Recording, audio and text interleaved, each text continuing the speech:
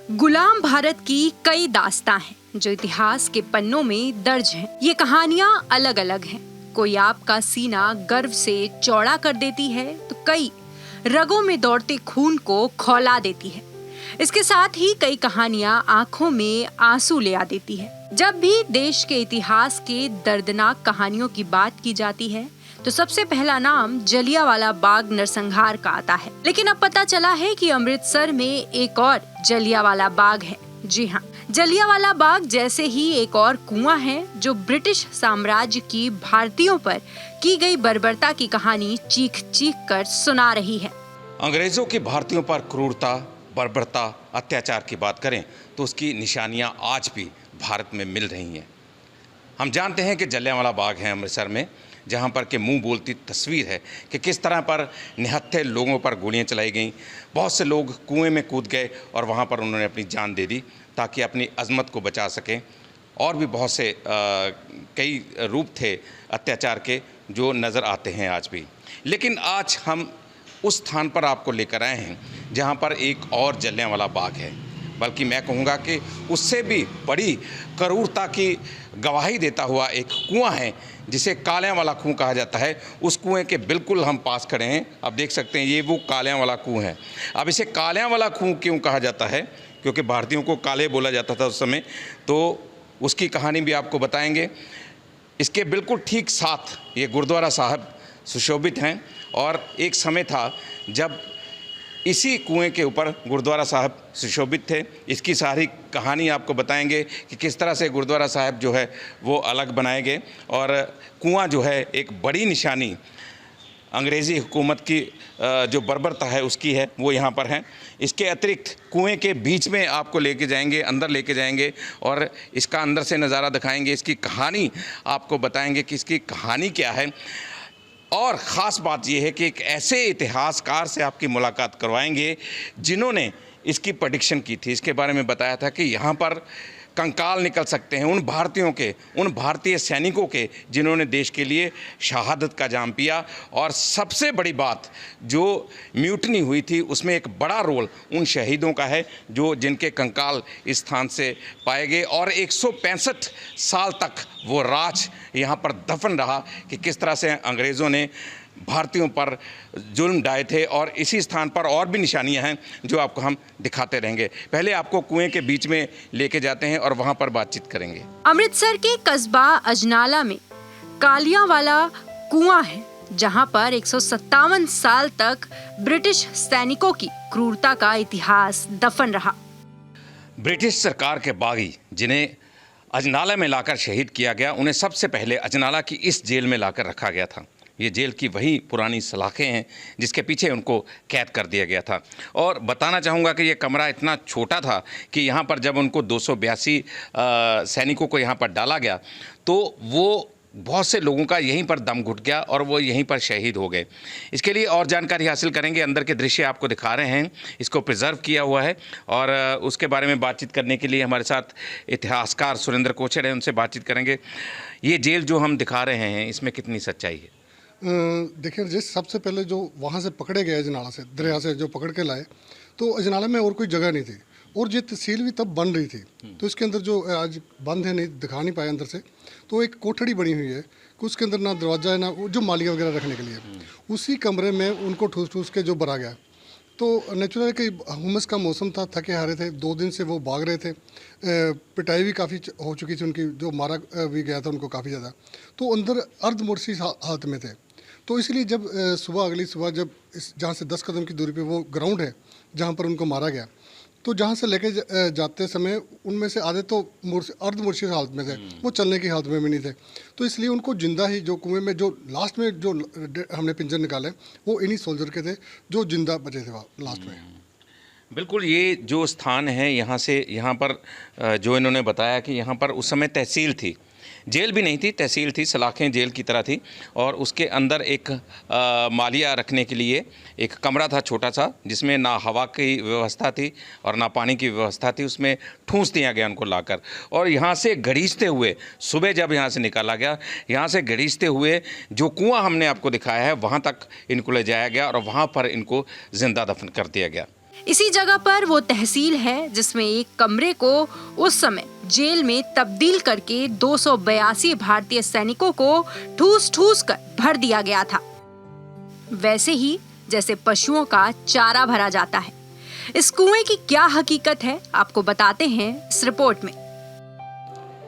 इस समय हम उस ऐतिहासिक कुएं के 10 फीट नीचे हैं और इसके आगे का कुआं आप देख सकते हैं यहाँ से, इसीलिए थोड़ी सी आवाज़ गूंजती हुई भी यहाँ से सुनाई देगी आपको और देख सकते हैं, इसीलिए क्योंकि एक फील होता है उस ऐतिहासिक स्थान का जहाँ पर के हमारे शहीद दफन थे, उनको ज़िंदा यहाँ पर दफन कर दिया गया था। और ये वही स्थान है जिसमें 165 सालों तक वो दफन रहे और उसके बाद एक इतिहासकार जिन्होंने ये ज़िद पकड़ ली कि नहीं, यहाँ पर वो कंकाल मिलेंगे, उन शहीदों की निशानियाँ यहाँ पर मिलेंगी। हालांकि इसका बहुत विरोध हुआ, उस समय 2014 में इसकी खुदाई शुरू की गई थी और उसके बाद 282 यहाँ से कंकाल मिले थे और जिनका बाद में पता चला कि वो कौन से शहीद थे, कहाँ पर उन्होंने म्यूटनी की, कहाँ पर उन्होंने विरोध किया अंग्रेज़ी हुकूमत का और उसके बाद यहाँ पर कैसे पहुँचे। ये तमाम चीज़ें जानने के लिए हमारे साथ हैं इतिहासकार सुरेंद्र कोछड़, जिन्होंने ज़िद पकड़ी हुई थी कि यहाँ से कंकाल मिलेंगे ही मिलेंगे, इसीलिए आप इनको ढूंढ के लाए हैं, आपके रूबरू करवा रहे हैं कि ये सारा जानकारी दे पाएँ। कोछड़ साहब, बहुत बहुत स्वागत है आपका।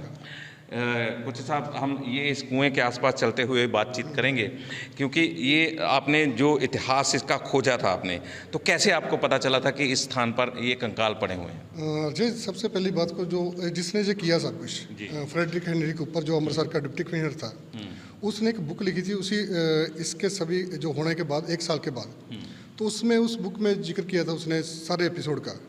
उसमें क्लियर था कि ये सब कुछ हुआ, पर उसने वो लोगों को कहाँ पर फेंका इसका कहीं पर उसने व्याख्यान नहीं किया। इतना जरूर बताया कि एक 200 फीट की दूरी पर एक कुआं था जहाँ पर उसने फेंका। खैर लंबा 13 साल लग गए मेरे को ये ढूंढने के लिए कि वो कुआं कहाँ पर है, क्योंकि इस कुएं के ऊपर 1972 में गुरुद्वारा बन चुका था और इसी कुएं के ऊपर ही बिल्कुल प्रकाश हो रहा था, तो स्वाभाविक था कि कोई नहीं इस ओर किसी ने ध्यान ही नहीं दिया। पहले हमने जो गुरुद्वारा कमेटी है लोकल की, वहाँ से उनके साथ मेरा तालमेल हुआ, उन्होंने इसमें बहुत कोऑपरेशन रही उनकी और कुएं तक पहुँचने के लिए सबसे बड़ा जरिया मेरे पास कमेटी थी। कमेटी के साथ मिलकर हमने कुएं तक पहुँचे। पहले कुआं निकाला, गुरु ग्रंथ साहब का स्थान हटाकर वो सामने गुरुद्वारा नया वहाँ पर बनाया गया। कुआं खोदने के बाद हमने जो अपनी नैतिक जिम्मेवारी थी, जो अलग अलग डिपार्टमेंट थे, आर्काइव डिपार्टमेंट हो गया, यूनिवर्सिटी होगी, जो सेंट्रल गवर्नमेंट है, पंजाब सरकार है, उनसे कॉन्टेक्ट किया कि आप आकर यहाँ से जो कंकाल हैं 1857 के जो फौजी हैं हिंदुस्तानी, उनके निकालें। पर किसी ने भी इसको एक कहानी मान के चल रहे थे, किसी ने इसके ऊपर ना तवज्जो दी ना इस पर विश्वास किया। वाहिद गुरुद्वारा कमेटी के लोग थे जो मेरे साथ पहले दिन से लास्ट तक चल रहे थे। फिर हमने जो एक दिन तय किया 28 फरवरी का 2014 में कि इसको निकालेंगे। बकायदा धार्मिक जो था जहाँ पर करके सारा कुछ विधि से इनके निकालना शुरू किया। तो 10 फुट के बाद वहाँ से जो कंकाल मिलने शुरू हो गए। राजेश, आपको याद होगा आप वाहिद एक जर्नलिस्ट थे जो उस वक्त भी यहीं पर मौजूद थे। बिल्कुल। तो आपने देखा था कि पहला आदमी जो शख्स हमने पिंजर निकाला था वो हाथ उसके ऊपर था, निकलने की कोशिश कर रहा था।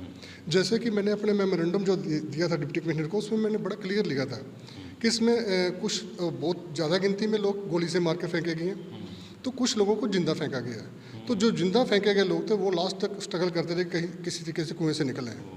पर फ्रेडरिक हेनरी कूपर ने उनके ऊपर जो चूना और कोला वगैरह डाल के और केमिकल डाल के इसलिए डाल दिया कि उनकी जो मांस था वो गल जाए, वो जो उनका हड्डियाँ सिर्फ जहाँ पर रह जाए। इस कुएं को बंद कर दिया गया। 1972 के बाद गुरुद्वारा बना, पर कभी इस और किसी तवज्जो नहीं दी गई कि उसको ढूंढें। फिर जैसे हमने गुरुद्वारा कुआं निकाला, जो पिंजर थे वो निकाले, फिर हमारे पास निकालने के बाद फिर हमने दोबारा वही प्रोसीजर अप्लाई किया। यूनिवर्सिटियों के साथ मिले, जो सेंट्रल गवर्नमेंट का आर्काइव डिपार्टमेंट उनके पास गए। हमारा मेन यही था कि इनका मेडिकल जांच हो, क्योंकि हम क्लियर कर चुके थे कि जो 1857 के जो सोल्जर हैं जो हिंदुस्तानी ब्रिटिश आर्मी के, वो हैं सभी पूर्वीय सिपाही हैं। जो अवध का जो इलाका वहाँ के, बिहार के अलग अलग इलाकों के हैं। चलिए, हम बात करते रहेंगे इनसे और ये भी जानेंगे कि आखिर हुआ क्या था, कहाँ से ये लोग आए थे। जैसे इन्होंने कहा कि ये तो एस्टेब्लिश हो गया कि अवध से वो लोग यहाँ पर आए थे, और क्या हुआ था, किस तरह का विरोध हुआ था वहाँ पर, और उसके बाद जो कुछ भी घटनाक्रम हुआ उसके बारे में बात करेंगे। हमारे साथ कुछ यहाँ के स्थानीय लोग हैं, इनसे भी बातचीत करेंगे। लेकिन हम अब अभी इस कहानी को आगे बढ़ाते हैं। क्या हुआ क्या था उस समय, क्योंकि म्यूटनी की तो हम सब ने सुना है, जलियांवाला बाग के बारे में हमने सब कुछ सुना है, सभी बच्चा जानता है, इसके बारे में लोग कम जानते हैं। क्या कहेंगे, क्या हुआ क्या था एक्चुअली? दरअसल जब 1857 में सिपाहियों ने विद्रोह किया तो वो किसी एक क्षेत्र में नहीं था, वो सारी पूरे हिंदुस्तान में चल रहा था। बहुत बड़ा एक विद्रोह था। इतनी बड़ी गिनती में ना तो कभी पहले विद्रोह हुआ, ना कभी इतने सैनिकों ने हिस्सा लिया, उसमें पार्टिसिपेट नहीं किया। तो जे इसमें रहा कि जो 30 जुलाई को क्योंकि जो सैनिक थे इनके पास वेपन नहीं थे, वो हिंदुस्तान की सभी छावनियों में से जो हिंदुस्तानी सिपाही थे पर्टिकुलर, उनसे वेपन ले लिए गए थे, उनको निहत्थे कर दिया गया था। इनको कभी एक वहाँ पर अफवाहें चल रही थी कि शायद इनको आज नहीं तो कल तोप के आगे उड़ा देंगे। जो 26 इन्फेंट्री रेजिमेंट जिसने उन्होंने बगावत की, ये लोग भी वही थे। इन्हीं की कुछ सिपाहियों को लाहौर शाही किले में उड़ा दिया गया था तोप से, इनमें डर पैदा करने के लिए।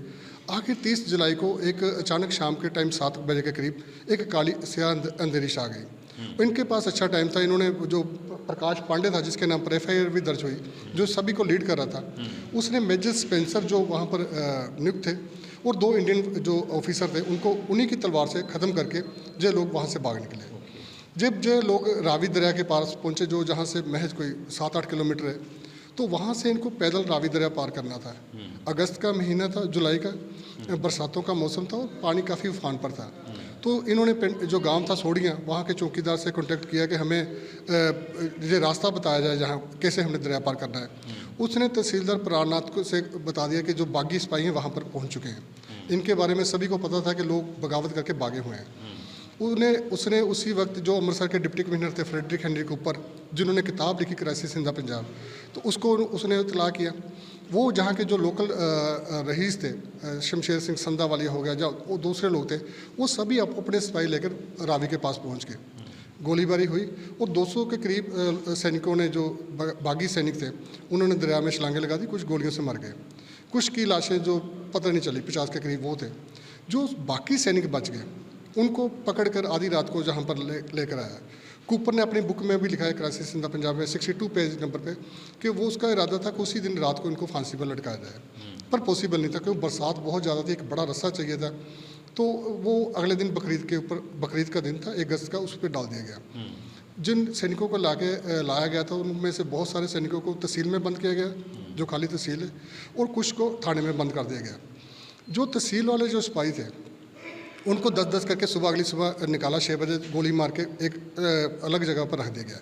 थाने के जो सिपाही थे वो अर्ध मूर्छित हालत में थे, उनको जिंदा पकड़ के इस कुएं में फेंक दिया गया और कुएं को हमेशा के लिए बंद कर दिया। कुएं के ऊपर जो कूपर ने अपनी किताब में लिखा, तो वो चाहता था कि इसके ऊपर अपनी बहादुरी की जो गाथा है वो भी प्रिंट करे, वो एक तख्ती लगाए, पर वो उसका सपना जो पूरा नहीं हो सका। तो जब इनको यहाँ पर लेकर आए, और क्या वो जेल भी यहीं पर है जहाँ पर उनको बंद किया गया था, अजनाला में ही है? हाँ राजेश, वो जेल तो जो वो ख़त्म हो गया, वो तहसील जहाँ पर इनको एक बुर्ज में बंद किया गया, वो आज भी जहाँ पर अजनाला में मौजूद है। उसका आर्काइव डिपार्टमेंट के अंडर उसका काम भी चल रहा है, रेनोवेशन का काफ़ी काम कंप्लीट भी हो चुका है। पर सबसे बड़ी बात है, जो कुआं है, इसकी जो कमेटी के लोग हैं, बहुत बार सेंट्रल गवर्नमेंट को, पंजाब सरकार को, बहुत सारी ऑर्गेनाइजेशन को लिख चुके हैं। ये कुआं आज जो बचा है जिस हालत में, सिर्फ कमेटी की बदौलत है। जो जितने भी एफर्ट्स किए, इन्होंने अपनी पॉकेट से जो पैसे डालकर इसको बचाने के लिए गए। सेंट्रल गवर्नमेंट का जो आर्काइव डिपार्टमेंट है, जो कोई भी डिपार्टमेंट है ना, यूनिवर्सिटी के लोग कभी जहाँ पर आके इसको बचाने के लिए आगे नहीं आए। एक और बात का आपने खुलासा किया, जिस तरह से 1857 के गदर की बात करें तो मंगल पांडे उसके नेता थे, तो इसके जो नेता थे वो भी एक पांडे थे, प्रकाश पांडे। जी बिल्कुल, वही लहर है, वही लोग हैं। वो प्रकाश पांडे जो इसको लीड कर रहा था, क्योंकि हमारे पास उसकी जानकारी इसलिए पहुंच गई कि उसके नाम पर एक पर्चा दर्ज है जो आर्मी ने उस वक्त कराया, क्योंकि 3 लोगों को उसने हत्या की थी। उसके बाद वो पर्चा कहाँ दर्ज है? जो लाहौर का अनारकली थाना था, अभी तो प्रीति पुलिस स्टेशन बन चुका है लाहौर में। मैंने वहाँ पर भी FIR लोकेट करने की कोशिश की, मिल नहीं सकी, तो वहाँ पर इसका नाम दर्ज है प्रकाश पांडे का। तो मेन जो लीड था यही कर रहा था सारा कुछ।